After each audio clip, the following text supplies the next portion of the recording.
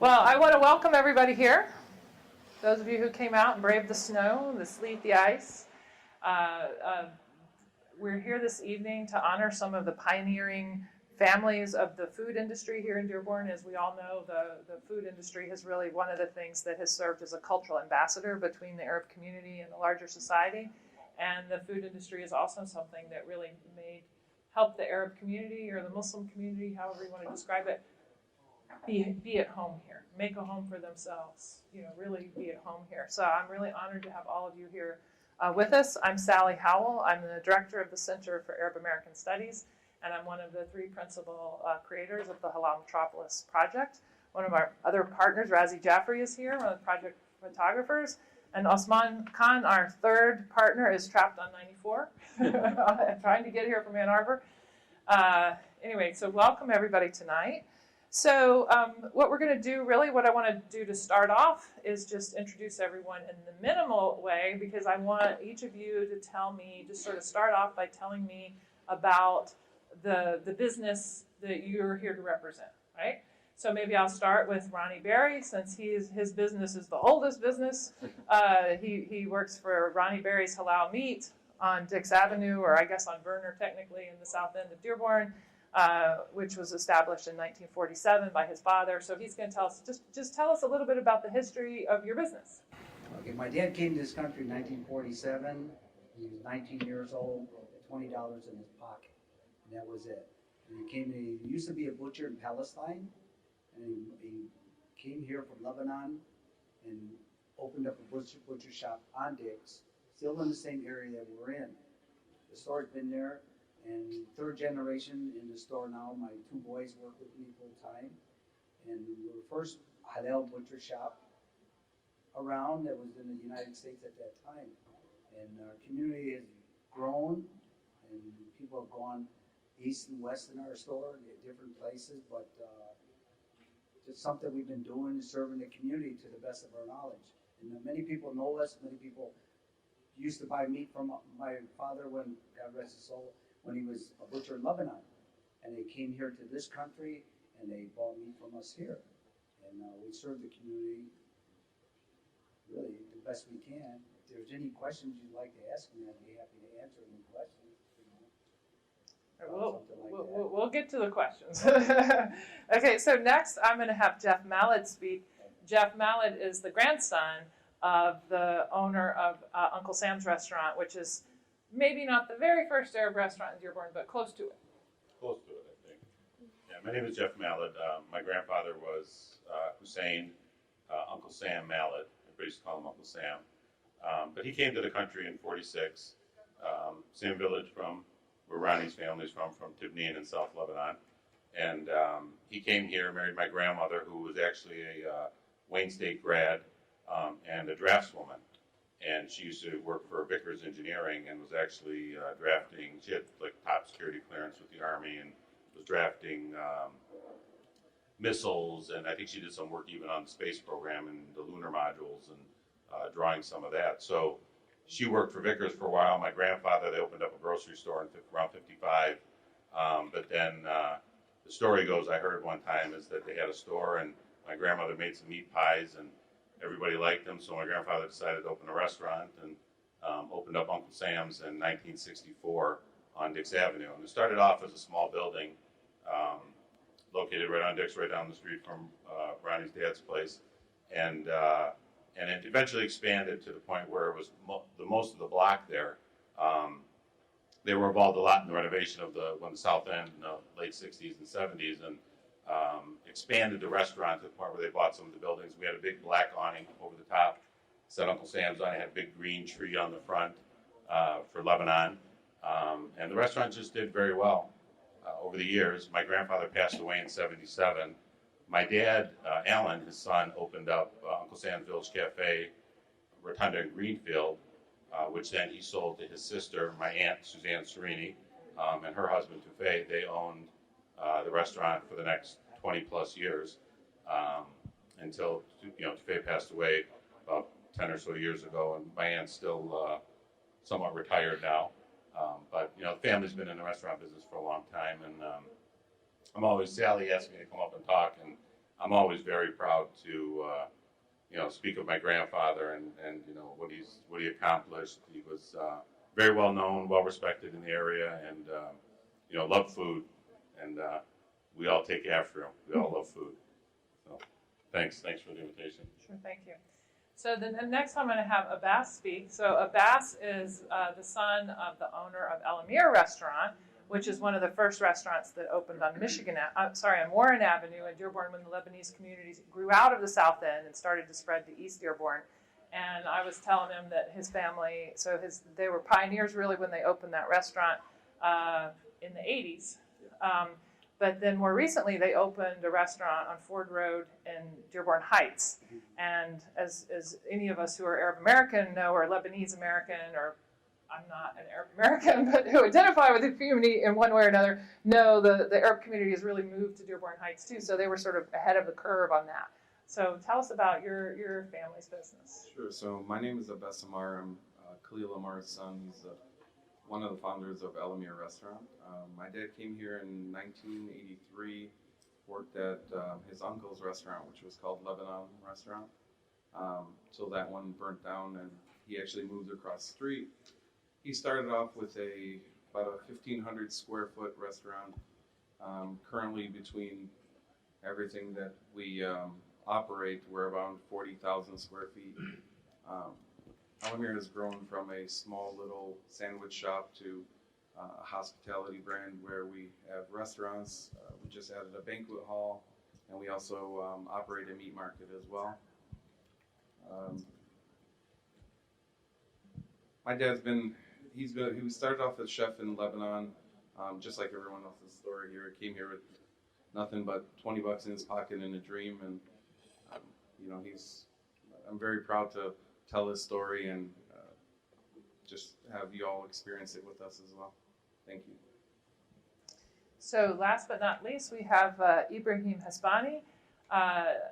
Ibrahim's business is a little different. It's not one of the oldest Lebanese restaurants in the community, but it's one of the most iconic Yemeni businesses that has opened in recent years. So there have been Yemeni restaurants in Dearborn really since the 1980s at least, since I came to town.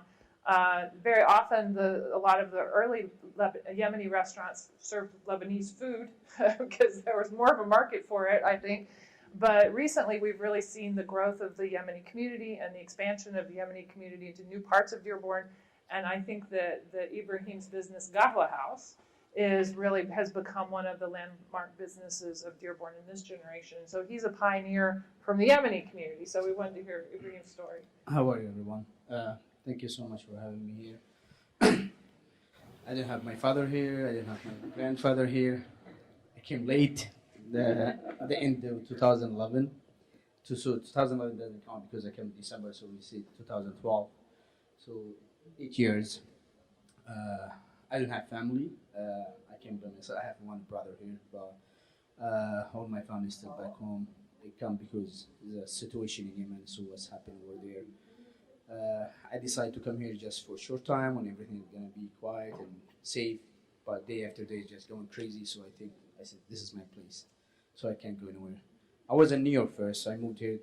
It's going to be almost 4 years, till I think after 3 months, it's going to be 4 years. I started Kawa House in 2018, officially. We opened grand opening in 2018 in January. We did open soft opening in the end of 2017. Was the first coffee shop with this style. It's not even in Michigan. It's not even in the United States. I think first coffee shop with this style, Yemeni style, American style, like different mix in around the world. I think this is the first location like that. I'm so proud I opened in Michigan because I feel like home between our people, our community, our culture. You didn't think you are away from your family. I built my family here from even relative people around the street. You walking around there, you feel like you look the same. There's no different. Even the people they not Arabic, they really welcome you. They didn't feel you are alone in this area. I built the business. I started with it. It was nobody knows about it. Alhamdulillah, we get to the point. Not only people in Dearborn they know about this business, just also in other states. Anyone they come from different state, they have to come Kahwa House and visit it. We proud it's not just only for me; it's for all of us, for our people, it's for our culture. We told the people coffee start from Yemen, so anyone wake up in the morning, go to work with the, they still mad, they have drink coffee to be happy, so they smile with a cup of coffee, and coffee start from Yemen. That's why we're proud of this. Thank you. Thank you. So there's sort of two questions I have here that are combined with each other. So I remember in the 80s, a lot of people would come to Dearborn, non-Arabs would come to Dearborn, and they'd be like, the Arabic food is so cheap. That was like their impression. They could get a big meal at an Arab restaurant. But to me, the thing that I liked about the restaurants was how welcoming and friendly they were. The hosts of the restaurant were always like willing to tell you something, teach you something about the food you were going to eat. And then also like the decor of the restaurants, there was always a story there that people were trying to share. So I would like to hear from you guys the role that you think that your business or the food business in Dearborn in general has played in being, like I said before, cultural ambassadors for the Arab community. So I don't know which one of you wants Go to. ahead. You're the restaurant guy. So, yeah, definitely. I mean, whenever somebody wants to get to know somebody, they usually invite them over or go out to get a cup of coffee, break some bread. I mean, it's as old as time itself, really. So I think it's a great way of immersing somebody into your culture by starting with food. You sit down. For example, my dad, when he came to this country, there was a lot of Middle Eastern restaurants before him, but in this area, not too many did shawarma. So when my dad started back at Lebanon Restaurant, he started with making meat shawarma and chicken shawarma. Also, chicken was extremely odd as well. So he started with that, and it's a great conversation piece. It's really, even till now, I mean, look how many Middle Eastern restaurants there are and how much notoriety everyone has accomplished over the years. And I still get people that will come in, they're like starstruck or amazed just seeing this big spigot of meat just spinning, and as they're shaving it down. So I think, yeah, definitely, you said it best, where food is an ambassador of cultures, because it just brings you in and you get to taste what a culture is. It's really the best way I can put it. One thing about the Arab restaurants is they were never cheap on giving you food. You were never able to finish your food. So when the American culture came into the Arabic restaurants, they didn't know what tabbouleh or hummus or all the health food. And now if you look at the restaurants, even the American restaurants, you'll see tabbouleh, you'll see hummus, you'll see a lot of the Lebanese dishes or different culture dishes on their menus now, because it's really healthy food. And you could never finish what they gave you. That's one thing. Always take it home.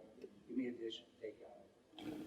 I think the one thing, like with Uncle Sam's, which was unique, was my grandfather, when they opened up, it started off as a small counter. They used to make hamburgers, and they was making shish kebab and kafta and some things like that. But then they expanded the menu. They had fried kibbeh neye.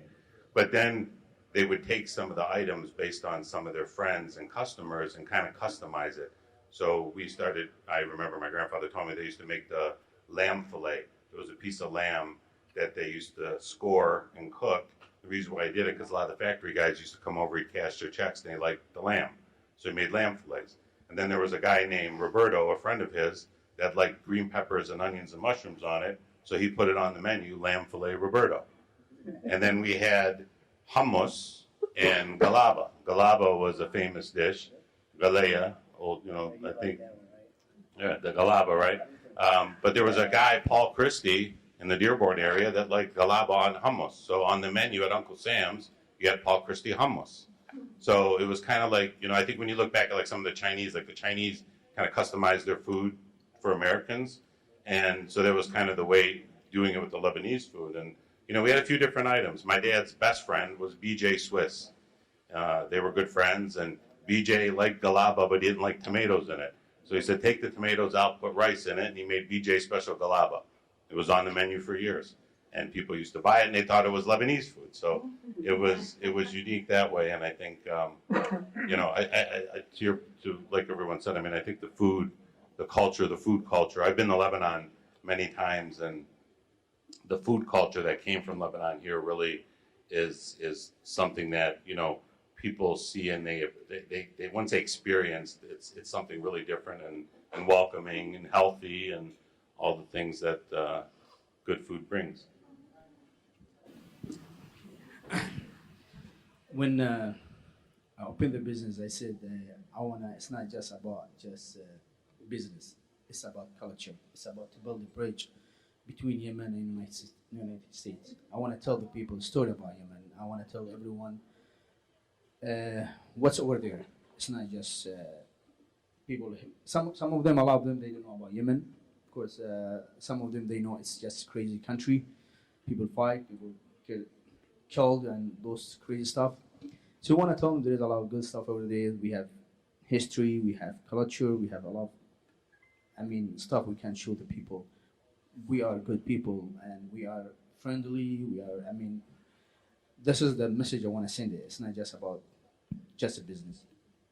So that's why we start serve the coffee with the Yemeni style, or even with the old style. It's not just the coffee everybody knows. We want to tell the people there's different kind of style. People they drink it this way. Other city they drink it different way. People drink it black. People drink it light. People drink it with cream. So we want to tell them how people live there and how they drink their coffee. And maybe you like him. Maybe you're gonna listen to more story about Yemen, and you can speak up and tell what's going on over there. Maybe you can help the people in Yemen. No, I was gonna ask you, what made you open a coffee shop, Gabla? We Like, do you serve just Yemeni coffee, or you serve Arabic coffee? You gotta go try You've the never Yemeni been. latte. Shame on you. We're going to have to go together after we're finished here. Yemeni latte, that's what you need. You So, gotta bring yeah. meat with you. You gotta bring meat when you go get coffee. In my shop, I just got regular coffee. Yeah. So coffee. It's a coffee. We coffee serve ain't coffee. we serve different kind of coffee. The beans is the same beans from Yemen, but when you mix it with different spice, this is Bring how we serve it. beans from Yemen? We bring only coffee beans from Yemen from our farms. We own the Okay. coffee farms in Yemen, so it's come direct from our Some farm. of the rarest coffee in the world. So my father was working the coffee farm. My mother, my grandfather, my grandfather. I have father and grandfather, but You they're got not a here. coffee Yeah. background. So yeah. And they So- also make great tea and We great have tea, sabaya. We have sabaya. We have dessert. So the coffee, every city in Yemen or every village in Yemen, they drink it different way. So everyone they have their way to make the coffee. The pro coffee. It's not even you can see like they cook the coffee. It's not just pro Right. coffee. So we add cardamom in it. We add some of them they add ginger, cinnamon. Some of them they add just coffee without nothing black. It's kind of like medium roast. Some of them they mix it with the light with the medium. Some of them they just like just medium light roast.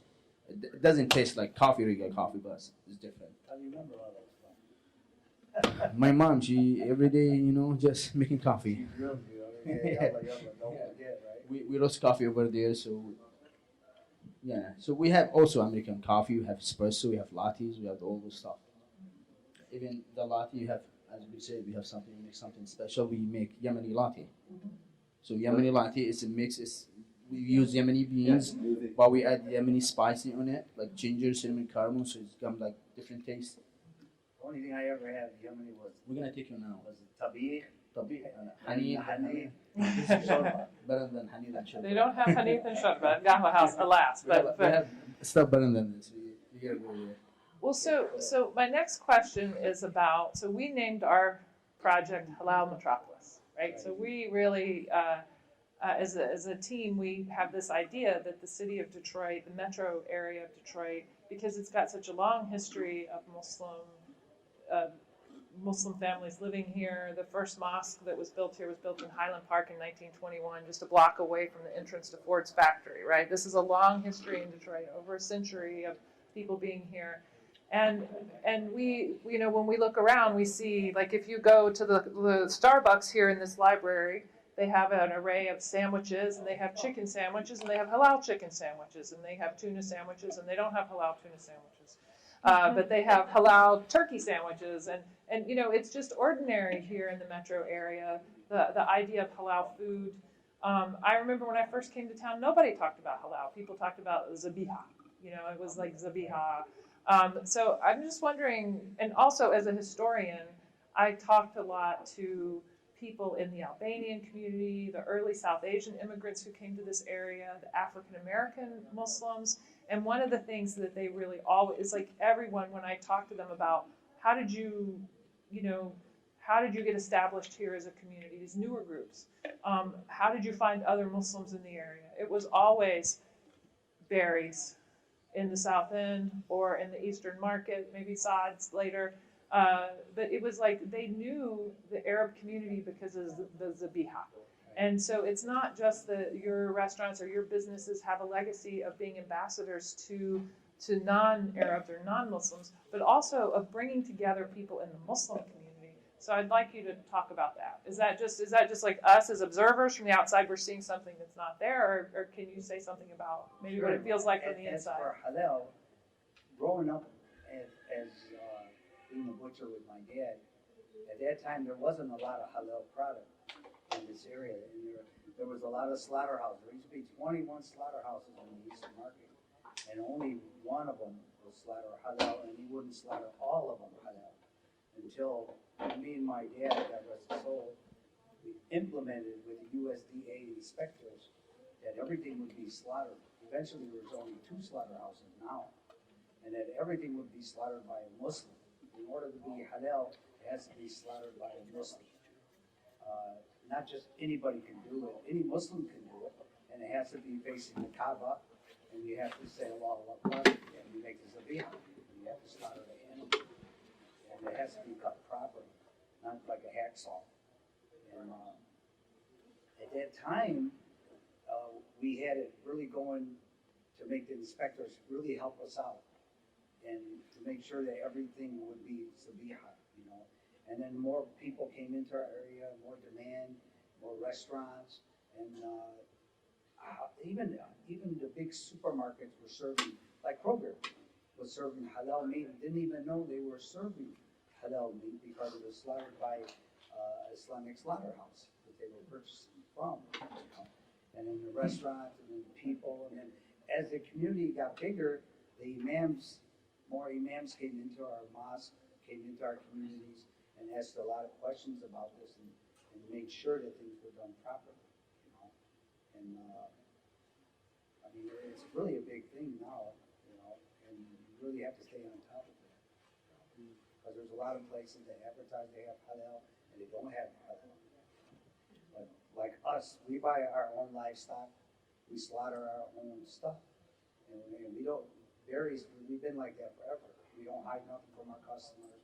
We make all our own halal bologna, salami, Slim Jims, beef jerkies, lamb jerkies. We all just do this all in our own shop. We have a pretty unique shop, you know. And anybody's can come and watch the zabiha. They can come watch the animal being slaughtered. Any questions they have, you know.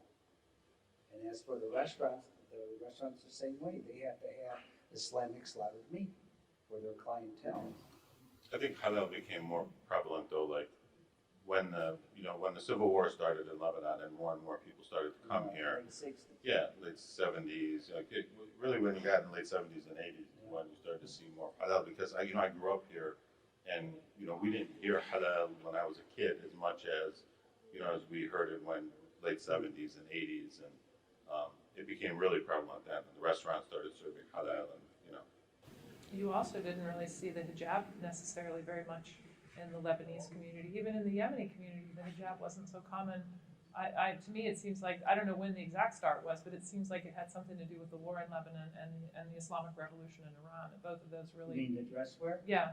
That really happened a lot as more of the imams came in, and they were more stricter than the beginning imams, you know.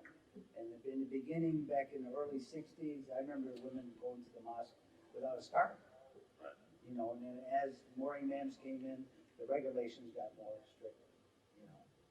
And And that's basically what happened there. But to your point, though, I think it was, like when you had the Civil War, more and more people were coming from Lebanon. There was the revolution, and there was kind of, especially here, I mean, there's a lot of Shia here, and they came, and, it was kind of a change You have the rise that of occurred, Hezbollah, right? all And, these and things. there were those things that happened. But I think, the restaurants, too, I think they served as, like, I know at least for Uncle Sam's that, and I meet people all the time that'll tell me, I worked for your grandfather when I first came here. I worked for your aunt. I worked for your dad. Like, they were dishwashers, cooks, waiters, waitresses. We had, family. I've had numerous family members that, have come through. I've actually went back to Lebanon a couple times, ran into cousins that said, I remember when I was a kid, they were working in the restaurant. So it kind of served as well as, not only as a restaurant, but kind of a place where, kind of a bridge to get to America, and people would come through and work and get things started. And, we've had people that I think worked for my family that have gone on and opened up their own businesses. Well, I think, didn't you say that your dad worked for Uncle Sam's? Yeah. Yeah, so. When Suzanne. It's- One this thing is- about all these businesses and that first generation of guys that came here is they were tight knit. That if you needed help, they helped you.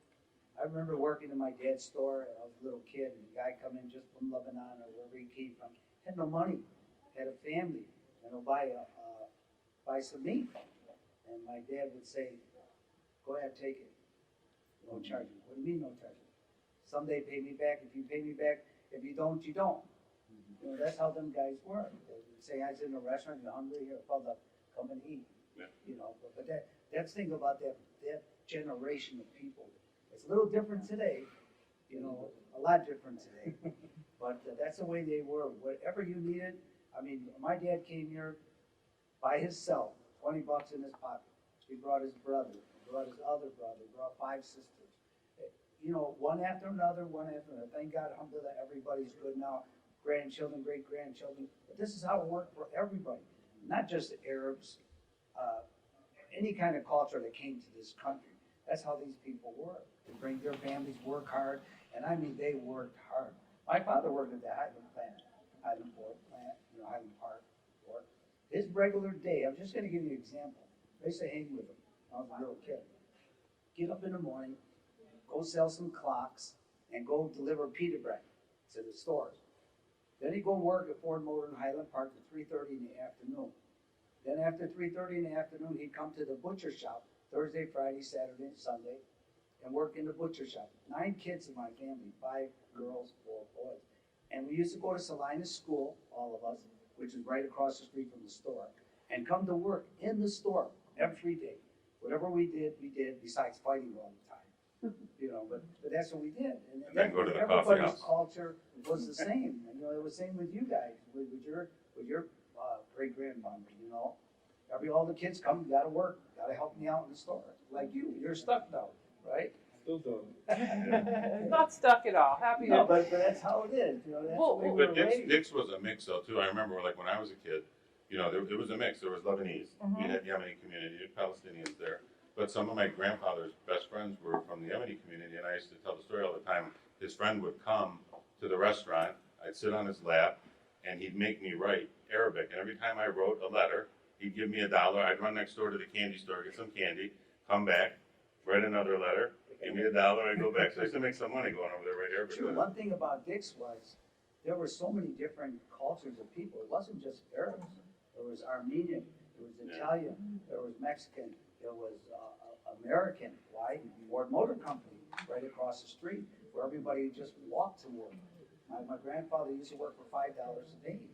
He'd walk to work from there to there. And that's what they're causing for.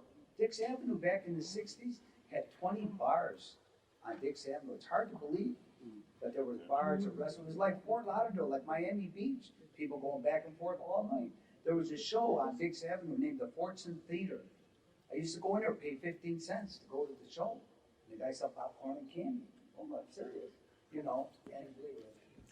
And that's the way that culture was up there. Everybody would help everybody out. But there were so many different people there, because of Ford Motor Company. That's why Dick's originated. Why did everybody go to Dick's? Ford Motor. That was the big factor. That's why everybody lived there. Now everybody went everywhere else, but that's the way it is, And there's still a large Muslim community on Dix in Dearborn. And if you ask the chief of police in Dearborn, where's the safest place in Dearborn? They'll tell you the South End. How many times have I heard that story? That example. Well, one thing, so you mentioned that it's not like it used to be, and I do want to push back on that. So I had lunch a week ago with someone from the northern suburbs. I won't say who owns a lot of restaurants, and he was complaining about how hard it is to be in the restaurant business because you can't get a laborer. You can't hire people. It's impossible. He's going to get out of the restaurant business. That was his story. If you read the New York Times, that's what the New York Times says too. But one thing I've noticed here, because I did a research project on Iraqi refugees, the people who came from Raqqa, who came in the 90s, and even talking to some of the more recent refugees, a lot of the people when they first come to Detroit, they might not have English. They might not have, maybe they're an engineer, but if they don't speak English or if they're not licensed here, they can't practice. And a lot of these people were quite desperate when they first got here. And it was a baker, it was a restaurant. They just over and over and over again, some person in the food industry gave these people a job. Right. And it might have been a job in the middle of the night, or somebody it might have, knows somebody. Yeah, but my point is that this thing, it might be that for the Lebanese community, because not so many people are coming new, or the people who are coming with skills. But I think in the Yemeni community still, a lot of people, their entry-level jobs in America are in the food industry. Look at the ice cream trucks all over Detroit. Those are Yemeni ice cream trucks. Look at the dishwashers at the Coney Islands. Those are Yemenis, So I do think that these are, first off, they're entry-level jobs. And then secondly, I think that there is a history of entrepreneurs in the Arab community helping out newly arrived people. And maybe they're from their same country. And then another thing I noticed that I know, because I used to work at Access back in the 80s, is that you guys didn't just help each other or your family or your cousin or someone like that. You actually help, I don't know how much money you guys wind up recirculating in the community by supporting nonprofit organizations. And the mosques. The mosques in particular. An example for the mosque. I in my business for over 30 years, every year they do fundraising dinners. And we donate the meat to the mosque. This generates more money for the mosque to do things. Now they have schools, now they have centers. They've come a long way from the beginning of the days of the Hashimi Hall, where there was 8 or 10 women in the back cooking in this little kitchen, for the dinners. And I remember going in there and giving them the meat, helping cut the meat, sharpen the knives, and all this stuff. That's the way it went back then.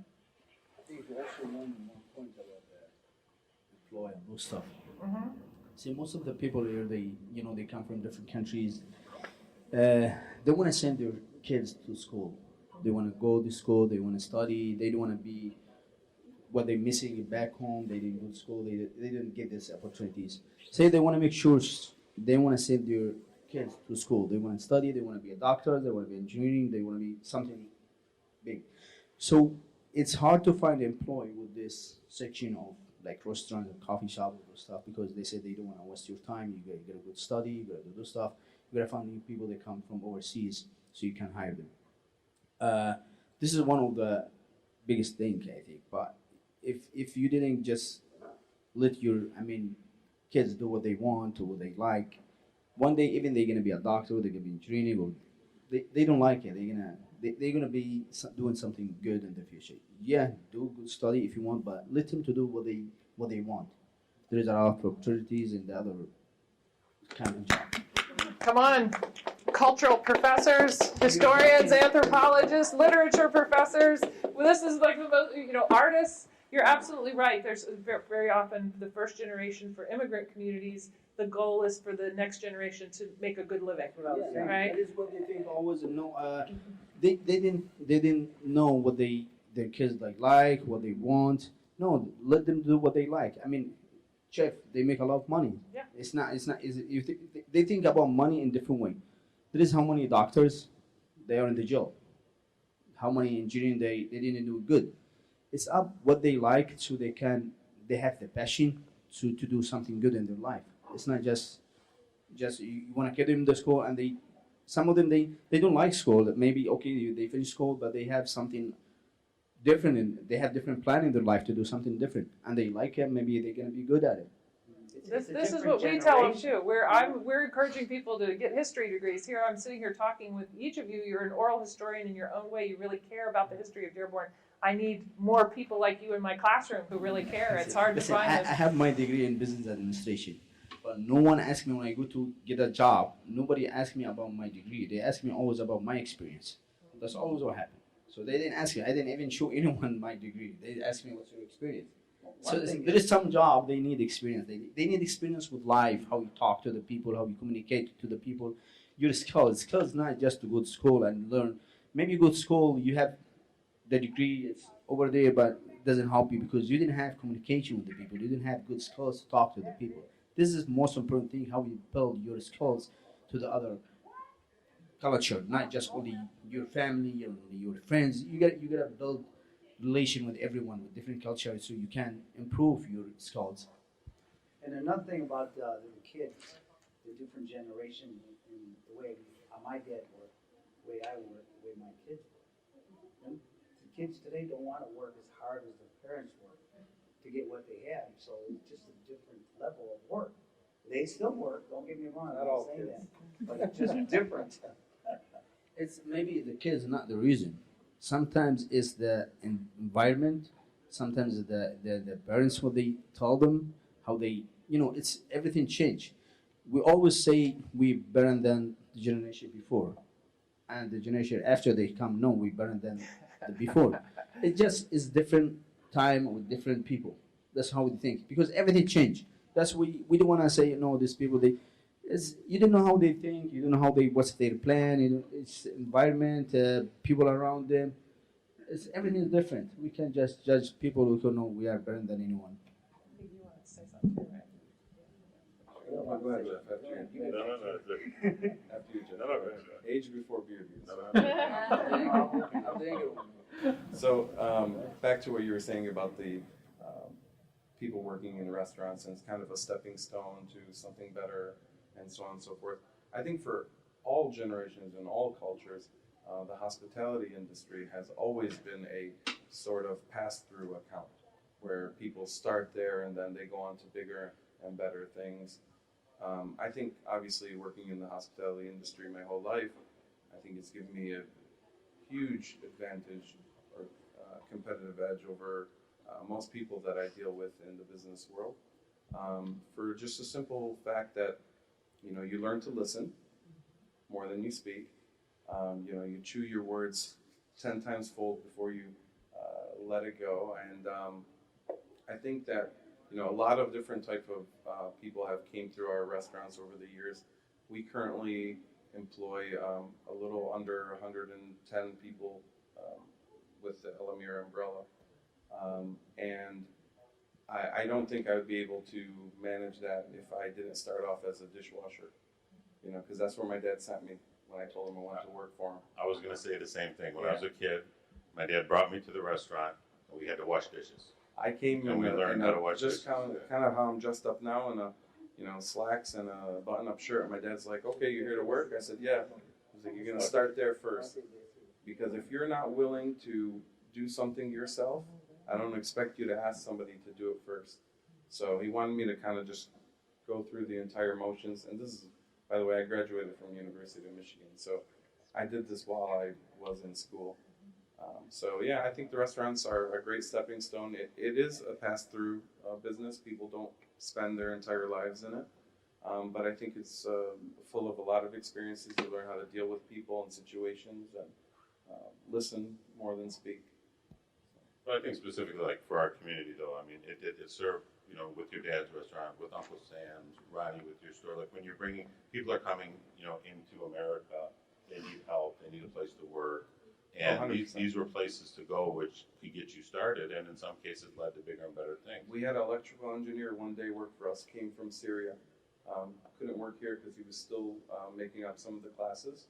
Our microwave broke, and he took it apart and fixed it. And that was the day I realized, I'm like, wow, a lot of these people that work for us are immigrants, and they're not able to work in the field that they studied abroad. And some of them were never able to complete it, and some were. And it just goes to show you can never really judge a book by its cover. Well, so I have one more question, and then I'll open the floor up to the audience. Sorry, I have a lot of questions. So the Dearborn of today, and I always say it's no longer, it used to be we talked about the South End, when we talked about the Arab community in Dearborn, and then the east side of Dearborn, now all of Dearborn, now we talk about greater Dearborn. There's, you've got all these neighborhoods around Dearborn, Dearborn Heights, the Dearborn community has really grown. And, it started off maybe with Uncle Sam's restaurant, Ronnie Berry Salami. Shatila came in. I'm sorry the Shatila family wasn't able to join us today. They had a family emergency they had to deal with. But they're also an iconic business for Dearborn. But you had these few businesses, like I said, they were mostly Lebanese. There were a few Yemeni places in the South End. They never left the South End. Now suddenly you have Syrian places in Dearborn. You have lots of Iraqi places in the area. You have the Yemenis are taking over Michigan Avenue, just going. And beyond that, you have like the second generation.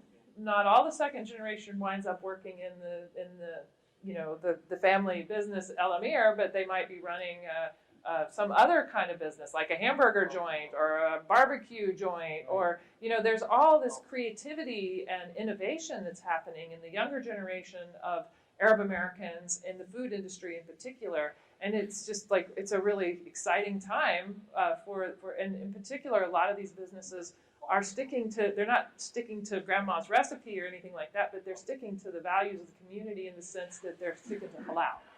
So I just would like to hear what you guys have seen, why you think this is happening, where you think the future is, just whatever your comments are on this. I don't know about where the future is, but if you look at Dearborn as a whole, 50 years ago compared to what it is now, how many more businesses there are, everywhere you go, it doesn't matter, East Dearborn, West Dearborn, North, South End. Ann Arbor now, it's all Ann Arbor, Lebanese restaurants. Ypsilanti, it's the culture that is here. This is one of the largest Muslim communities in the United States, right in this whole area. And that's what it is, just taking off. It's this younger generation that is opening their eyes to opportunity. And they're going out and they're grabbing it. And they're whether it's Good Burgers or all these burger shops or salons or, it's just everywhere you go. And that's great. I'd love to see it. Or how many mosques there are now, where there was only one before. They're 97. Yeah, and then access. We can't forget about access. It has a lot to do with our community, giving people jobs. People that come in from other countries that have nothing, and they would take care of them and house them and feed them until they got a job. They played a big part in our community, But it's just no limit to what's going to be happening. 20 years from now, I'm sure there's going to be a Muslim mayor in this town. I'm sure that Inshallah, very soon. Well, I think, I think the business like with Uncle Sam's was a stepping stone for my aunt. I remember my aunt told me when my dad was on when he was the chairman on the committee, the Arabian Village Businessmen's Committee, that there was a meeting he had to go to and he couldn't go to the city council meeting, and he told my aunt, he said, just go. His aunt is Suzanne Sereni, the first Arab American on the city council here in Dearborn. She got interested in city council, and she ran the first time, didn't make it, but then ran again in '89, and then she served on the council for 24 years. And now her son Mike is on the council, and then the council is predominantly, made up of the community. And I'm head of the committee for the South End, and I sit with the mayor 4 times a year in order to better our area, things we can do for our community. So, to what you're saying about, for the future of the halal and Middle Eastern community. So I took over our restaurants about 10 years ago. Since then, we were declared 3 years running top 38 restaurants in the United States, 2 years running top 38 restaurants in Metro Detroit. We just recently won a James Beard Award, first Middle Eastern restaurant in the United States to ever win that. If you don't know what the James Beard Award is, it's equivalent to like winning an Oscar. It's really rigorous. It's very tough to. There's over 120 different secret shoppers that enter your restaurant over the course of the year, and we won that in 2016. So, in regards to kind of the future, um, it was very difficult. Just like you go into some Chinese restaurants in the area, it's hard to communicate, and you try to figure out what's good, and you do that by tasting the food and trial and error and that kind of thing. So about 10 years ago, when my brother and I started running the restaurants, we started hiring bilingual people. We started doing like workshops and kind of teaching the non-Middle Eastern community that we wanted to hire, because finding people to work was really difficult. So we figured, what's so hard about training people what tabbouleh is, or so on and so forth. So we created like little workshops and exams and things like that, and kind of got people familiar with that type of food, and we were able to cater to non-Arabic speaking people, and that's kind of the driving force of what made El Amir a little more popular and able to grow a little faster than some of the other places around the area. And I think that was like our most competitive edge of kind of just introducing it more to the mainstream, and hiring, Susie from Wild Lake versus Ali from East Dearborn. So I think that's what worked out for us well. I think halal food is spread so much because it's like supply and demand. I mean, now you have the second generation, third generation now that, they say necessity is the mother of innovation and invention. So, you have, when I was a kid, we couldn't go get halal tacos, halal hot dogs, halal hamburgers, halal barbecue. It was shish kebab, kafta, kibinaya. That was it. Like, you couldn't go find those things. And now, you have a community that wants to eat that foods all over TV, and people see the cooking shows and all that stuff, and they want to eat different foods. Now you can go get halal steak because people want it. They want halal tacos. They want halal Mexican food. They want halal Chinese food.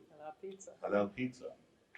And so I think it's kind of evolved into that because of demand. I mean, it's the demand of the community, and people are working that way. Like Ronnie, like making sausages and jerkies. I've had his jerky right out of the oven. It's very good. Oh yeah. That's right. And coffee. Yemeni started before, when they start jumping this big jump in business now, they always have dream they going back home. They always have this dream they going back home. They don't know when they come here, that's it. There is no going back. They stuck here. They have to deal with their community. They have to deal with the people. They have to go through the people. They have to build relationship with everyone around. But what happened with the situation, even with the war? So this is what really gives them like big push for the people here. So when they make sure there is no going back, that's it. When everything's crazy, everything messed up, people dying from, there is no food, no halal food, no other there is nothing food. So they try now to invest a lot of money here. The money they send it back home, they do any business over there. There is no way to go back. So that's why they spend a lot of money now in business. They try to open many kind of business, most of the restaurants and other different kind of business. So the food, with the halal food, even non-Arabic or non-Muslim people, they like it. They want to try because it's fresh, it's good. Also, it's bring different culture. They come to different culture. They want to try this kind of food. They want to listen to the people. They want to listen to their story. They want to know more about our culture, because they see something different on the TV. But when they come to our restaurant, to our culture, to our cities, they 100% what they see on TV is something different. So what they figure out is, no, this is how we build it. It's not just about food. It's about to build this halal food. Bring the people to our restaurant, to bring people our culture, to tell them, to talk to them, to show them who we are.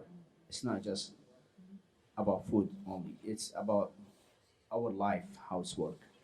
One more thing I want to say about how things are changing is in our business, or in any business, it's halal. Everybody wants halal stuff. Now, shawarma. Back in the days when our fathers came here, I'll give you an example. They would all come in and just buy a whole lamb and take the whole lamb home and cut it up and bring it back, and we'd grind it for them.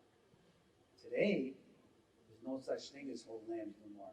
They want stuff already done, marinated chicken, marinated shawarma, everything done, everything ready. Same with the restaurants. That's why there's so many restaurants now.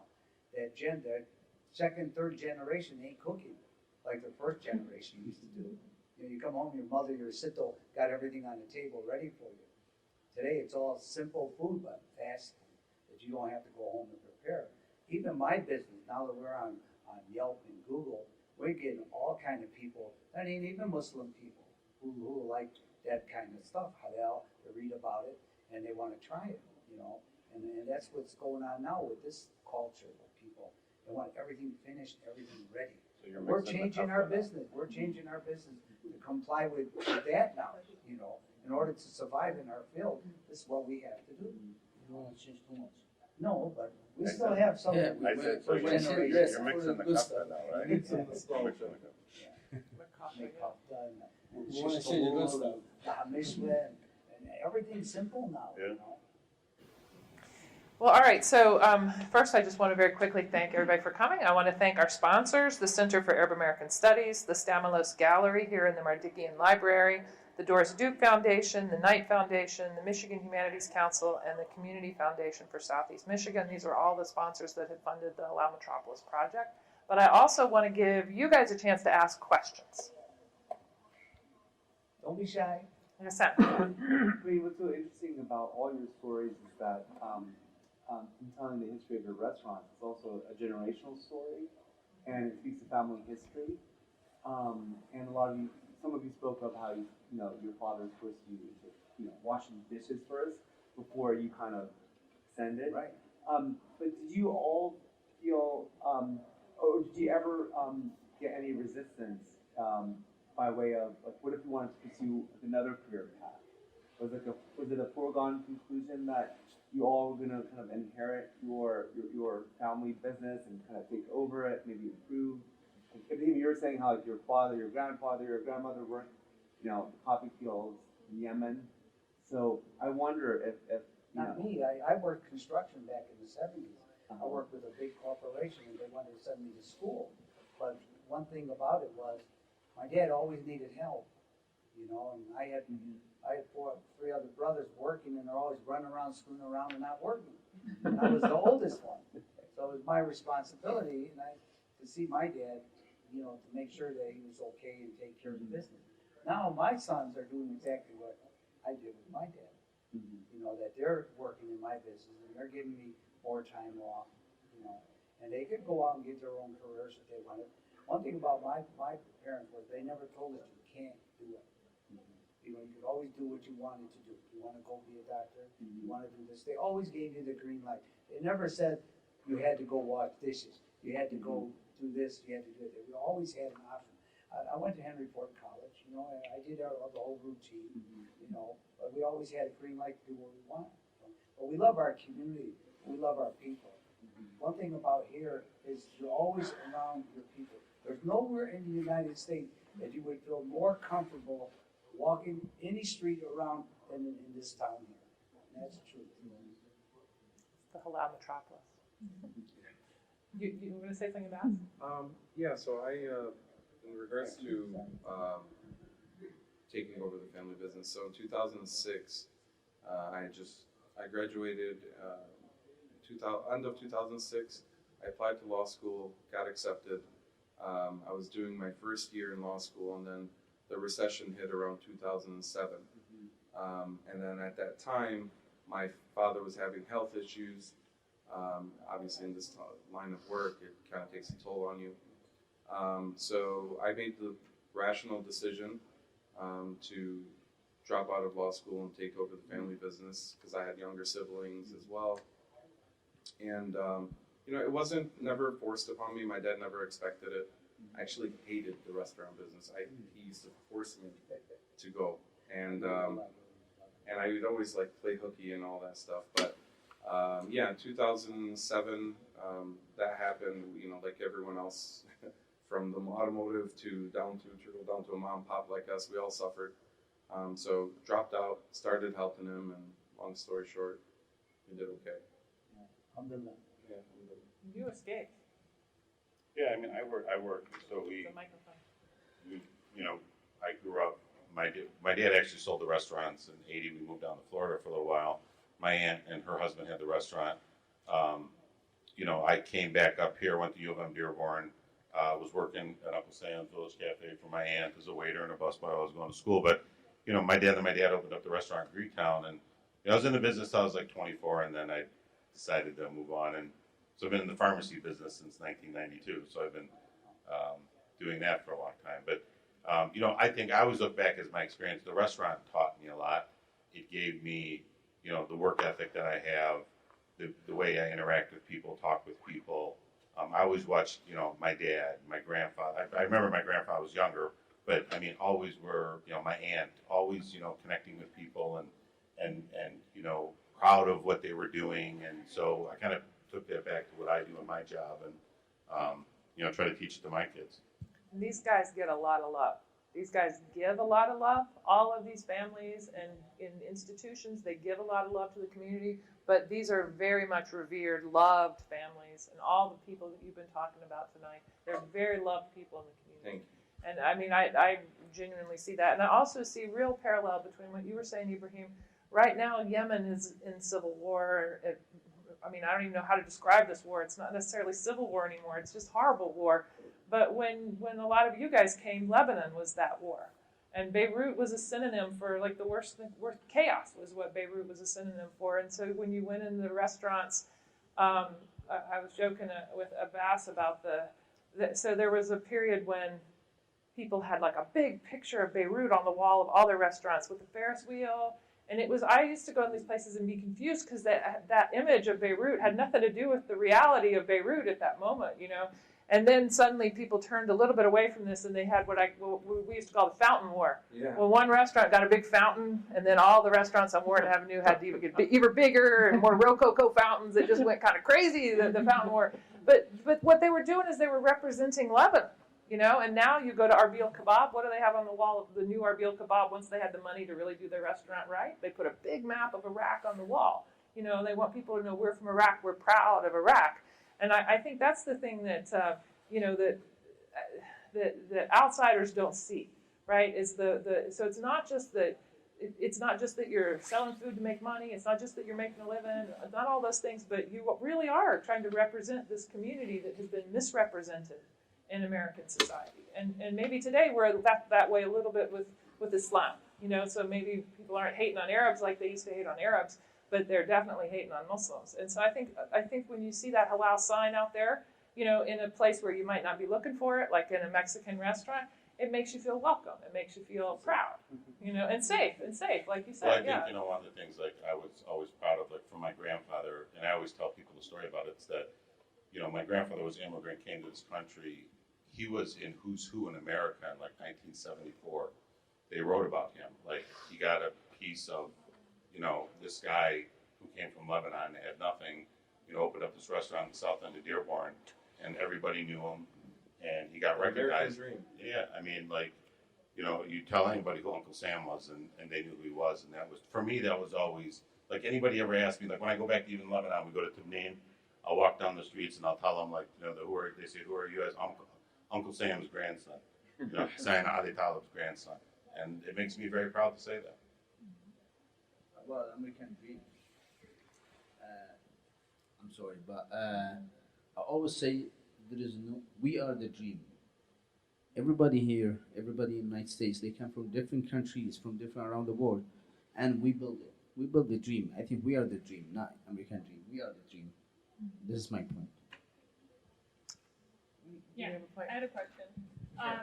So this is something that I talk to with my friends a lot, and we consume a lot of auto food, right? Especially here in Dearborn. It's like what you do when you socialize. And the thing that we always talk about is that there's auto cuisine, especially Levantine cuisine, Lebanese Syrian food here. It hasn't been elevated the way that other cuisines have, right? Like, M Cantina is an elevation of Mexican cuisine. The owners and the chef have talked about how they wanted to take it to the next level, and that's what they did with that. But for as many restaurants as there are here that serve Arab food, it hasn't been elevated. I mean, I could go to any restaurant here in Dearborn, I get hummus, I know exactly what to expect.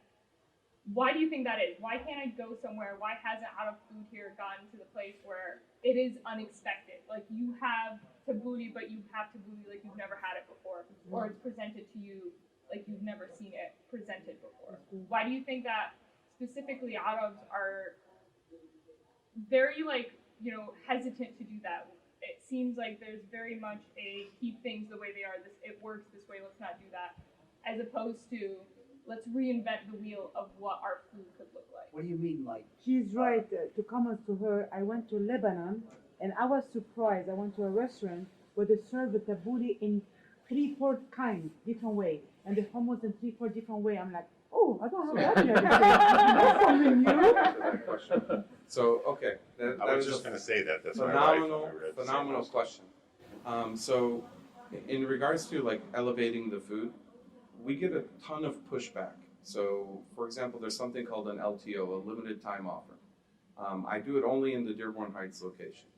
That's pretty only in the So- Dearborn Heights location. And the reason being is we get a ton of pushback. For example, a few months ago, I did an LTO. We called it a triple E platter.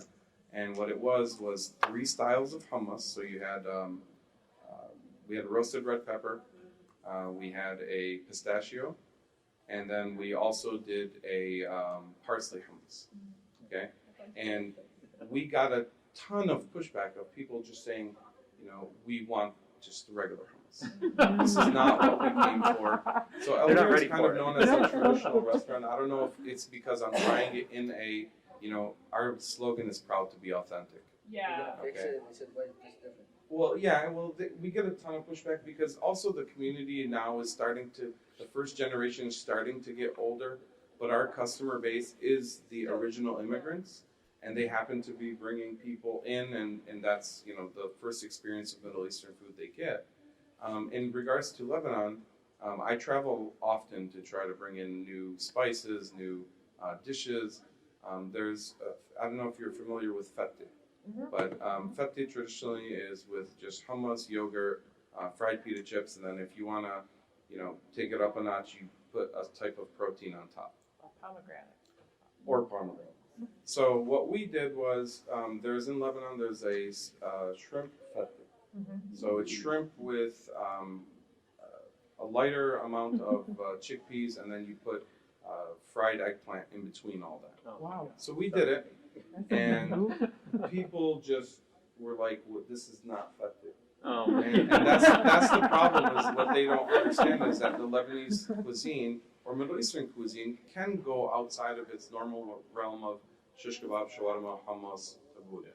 I know people got used to that here Yeah, too. I think it that's is. That's what it is. yeah, because when you do go to Lebanon, and we go frequently, like we go to a lot of restaurants, and the food is being elevated there. Like there's innovation in the way they're making the food there, different styles. But then at the same time, what's popular in Lebanon too is a lot of the village food too. Like you'll go to places that really focus on some of the old school type of food, and you know, traditional. So we're still doing LTOs. You can come in.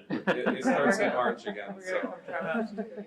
Yeah, I just know on Facebook, man, nothing seems to get the Lebanese community, like the haters in the Lebanese community come out when they start talking about hummus. It's like black bean hummus, you know, all these other kinds of hummus, and they sort of always imply that if someone's making hummus and it's not hummus, then it's you know, someone bad, someone nefarious, maybe someone who, you know, Aulad Amna, maybe, you know, something like that, you know. Actually, like 5 years ago, I did a sijut shawarma. So we put a sijut skewer, and it looked just like the shawarma, but it was sijut. So it's ground beef and lamb, and then we seasoned it just like sijut, so it was a little spicy, and we would shave it off the spigot. I couldn't give it away.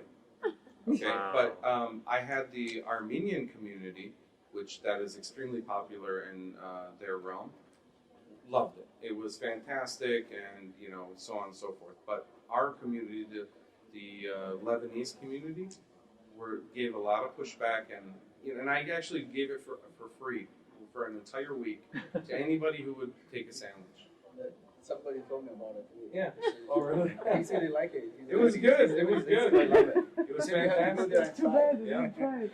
I'm gonna start watching the internet for your LTOs. So yeah, definitely. I mean, we do it every 2 months. We let out an LTO and we run it for 60 days. But I travel a little bit for work too, and I've seen, like, I've been in New York a few times where I've seen the one unique thing I saw in New York. We didn't go, I missed it, but I saw it on Facebook. The shawarma, they put it on a small stick, it's cooked, and then they bring it to your table on the front, Oh, wow. with them, I give you the knife, you cut it yourself, and so, I mean, I think it depends. I walked by a couple places, I was in New York just last month, and I forgot, this place was called Flayfley or something like that. And it was just like falafel, but you walk in, but you got a different smell, like curry and different, kind of mix, so they kind of changed things up a little bit. I think it was Lebanese guys that owned the place. Yeah. My daughter lives in Seattle. She's not Lebanese American or Arab American at all, but she grew up around this stuff.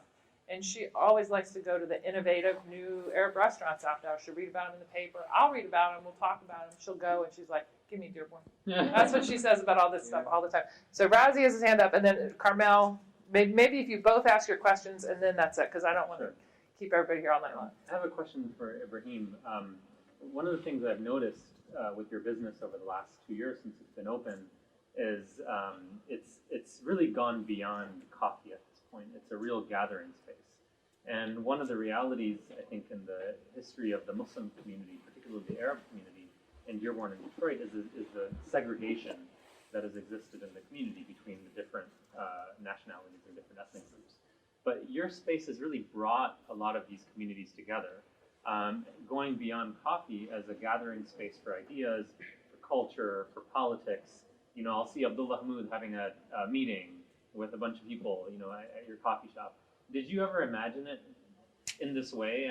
I know you talked about some of the things that you hoped for your coffee shop and you hoped for your business, but it's really gone across cultures, and it's the place to go. And I think we were talking when you got in about how everybody just is constantly talking about your location opening up in West Dearborn because everybody's so excited about it. But this sort of this purpose that it's serving as a gathering space for community, was that part of your plan?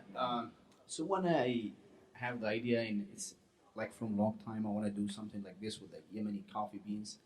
Especially we come from family, they grow coffee, they work with coffee for a long time. So when I started doing the business, the plan, and work on it, I asked too many people just to be a partner with this kind of business. Because I just came, I didn't have all the power, all the money, all those stuff. And everybody just told me, no, it's gonna be not a good business. Why? There's a lot of coffee shop. This one's gonna be different. It's gonna be culture. It's gonna be coffee from Yemen. It's gonna be, it's not just coffee. It's different. They said no, just bring your coffee and put it in the basement and sell it from there. So no one, even people around you, they said it's a good idea. But I have the passion for it. I believe in myself. I said, just let me do it. So when I do it, I have planned it's gonna be like after 1 year, like a big business. I put 1 year, but it was faster than 1 year. Alhamdulillah, was doing really good. It's not because of me. It's because our community here, they help me a lot. It's about the people they come to the coffee shop. It's a word of mouth. Even the community, they are looking for something different, for something new to bring them all together. It's not just restaurants or just food or just the same food. They want something different. They want some place to sit and talk and meet new people, to just talk to new culture. It's just too much stuff that they bring them together in one place. So I mean, I don't have a plan to bring them all at one time and like in fast time. I was planning to gonna have 1 year and it's gonna work better and gonna be like everybody knows about it. But it worked fast. This is good. People, they come from everywhere, not just only from Dearborn. They come from Ann Arbor, from Chicago, from California, from New York, from everywhere. And they come, they like the coffee, they love it, they heard about it. Even when couple, I mean, there is different avenues, the Fox News, CNN, Channel 4, Channel 7, they come, they do interview because they hear there is something different in this place. And there is too many things different, the coffee, the culture, the style of the coffee. They want to try it. There is history about it. That's why they come and they help me a lot to other people, not even Arabic, non-Arabic Muslim, to come to this place and to see this location of this coffee shop, what's in it. That's why we try to improve this kind of business. I'm trying to build. We have the new location coming in West Dearborn. It's gonna be like it's gonna be the same decoration, but it's gonna be more to tell a story about Yemen, about how coffee start from Yemen to get to the other countries, to be like a museum. Wow. But you don't have to pay for it. Amazing. You just entry is free. Coffee. Yeah, but it's Yeah, coffee. it's It's just coffee. yeah. I mean, the coffee house is Just a bit, one more. and I mean, from Dick's, right in the Yeah. south end. I mean, my grandfather's there. favorite place outside of the restaurant was the coffee house. I mean, Still if there. you wanted to find them on Dick's, everybody was at the coffee house, and Yeah. you know, it was. The Lebanese coffee house, Yeah. the Yemen coffee house, they're still next to my store. Yeah. And It's they've the been watering there holes, forever. that's what it is. But Even these the- were male spaces. Right. And Yeah, they were it's for evolved men. now, so now Yeah, and it's they for- and they, Yes, and they it's were. for You everyone. didn't have It's so for many it's different for kinds everyone. of people. It's for mixing. young people, not for old people. It's for everyone from Yeah. different age. It's from the people that come. Even Bernie Sanders was there. Even I mean, how many people they come? They famous even in politics or or singers or the famous in website and those stuff. They come in the social media. They come and they like the place and they share it. It's helped me a lot. It's helped the business. It's helped the community. It's helped the city of Dearborn to bring many Puts us on the business. map. Yeah, put it in the map exactly.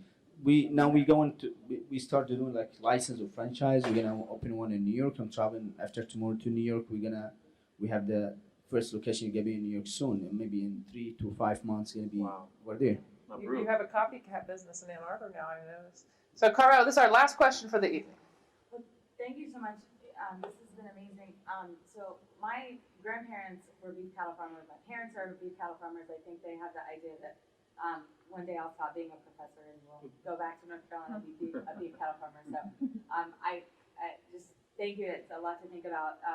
But I think about meat a lot. And one of the things that I've noticed just living and being in Dearborn is that one of the spaces where I don't see halal a lot, but I could be missing it. So I'd love for you to tell me, is that I don't see halal a lot in places where there's a lot of organic meat or farm to table or these kind of spaces. And so I'm just wondering, either I'm missing it or kind of why that isn't happening in places where there's kind of the food movements for less hormones or antibiotics in meat or these kinds of spaces. Or I don't see this coming together with halal, and so I'm wondering like what's happening there. One thing about the halal organic stuff is like, okay, us, we buy our livestock live. We buy a lot of livestock from Amish farmers who grow them organic. Yeah. But Okay. we don't really, it's not all organic. Okay. Same Yeah, with, yeah. with the beef Right. in the industry. I've talked to many of the federal inspectors, I've talked to a lot of people that are in this field, and I ask them, is there such a thing as organic? Yeah, the labels are. And All then, mess. they tell me like yes and no. You know what I mean? They won't come out and say, no, it's all a bunch of yes, but, I mean, really, and as for our community getting all organic, I don't believe it, to be honest with you.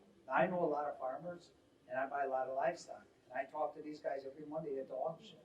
And there's only a handful of them, which are the Amish farmers, that grow them naturally. But as for the local shops, they do slaughter their halal beef, but most of the beef is not organic. I doubt it very much. There are big organic slaughterers, but not halal in the West, because I see the products come in to different packing plants, and they're natural, organic, they're labeled, they're certified. But who does the certification on them? I don't know, to be honest with you. I think eventually you'll see more of it, though. It's like anything else, like with organic food in general, I think it's been growing kind of double digit year over year.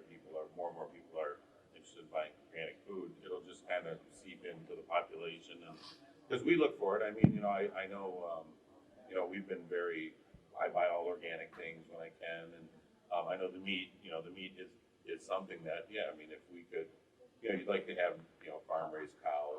How hard is it to be organic? Once that animal starts eating grass off the ground, it's not organic anymore.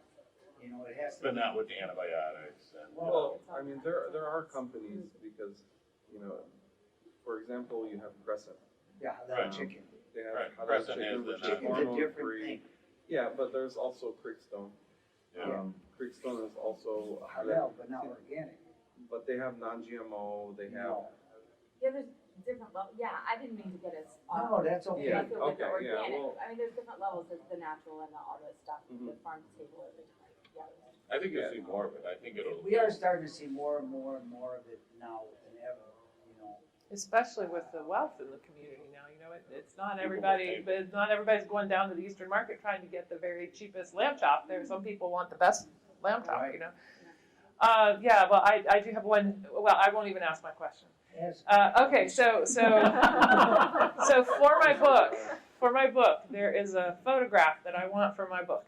This is a bad question. So if you don't want to hear my bad question, so the one thing that I missed was back in the day. There used to be a sign on the roof of the Lashish building. It was after Lashish went under, the original Lashish in East Dearborn. On Michigan Avenue in Oakland, yeah. There used to be a sign on the roof. So the Lashish building, half of the building is the restaurant, and the other half is a strip club. And they used to advertise that they had halal chicken in the strip club. And that sign was on the roof of the building forever, and I never got a picture of it, and I want that picture. So my question is, can any of you get that picture for me? Halal chicken in the strip club. I've never been in the strip club, so I wouldn't know if they had halal chicken. a little bit before my time. No, before you. No, this was like maybe No, 6 not years because ago. Oh, really? Recent. Sorry, I can't answer that question. You're right. I wouldn't even know actually. What kind of car do you have? Sorry. What kind of car do you have? What do I drive? Cherokee. Oh, I was wondering if I ever seen it in front of it. Oh. No.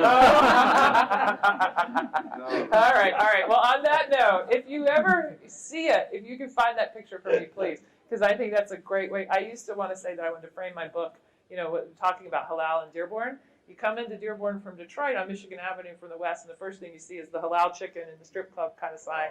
And then on the other side of town in West Dearborn, if you were coming, down Michigan Avenue, one of the first restaurants you would come to, not literally, but for the sake of storytelling, would be Brome, which has halal hamburgers and organic hamburgers too, but never says anywhere on its menu that it's halal. So to me, that's like there's some narrative about Dearborn sort of floating between those two worlds. Anyway, well, thank you all very much for coming. I really appreciate it. An Appreciate honor. all the work you guys have done in the city.